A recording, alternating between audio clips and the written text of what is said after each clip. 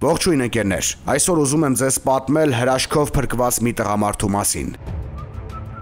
Ավստրալիացի տղամարդը, որն իր Շան Բելայի հետ 3 ամիս բաց օվկիանոսում դեգերելուց հետո փրկվել էր մեքսիկական ձկնորսական նավի կողմից, բարեհաջող ցամաք հասնելուց հետո ասել է, որ երախտապարտ է բոլոր փորձություններից հետո ողջ մնալու համար։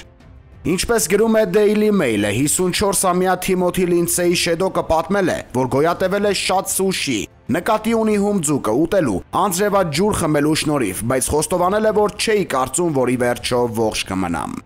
Նա այս մասին պատմել է Մեքսիկայի Մանզալինո քաղաքում իրեն փրկած Մարիա Դեյլա ձկնորսական նավից իջնելուց հետո։ Ես ինձ լավ եմ զգում, անչափ երախտապարտ եմ նավապետին եւ ձկնորսական ընկերությանը, որը փրկեց իմ կյանքը։ Ես ողջ եմ եւ իրականում չէի մտածում, որ դա ինձ կհաջողվի, ասել է Շեդոկը աճած մորուքով եւ նիհարած։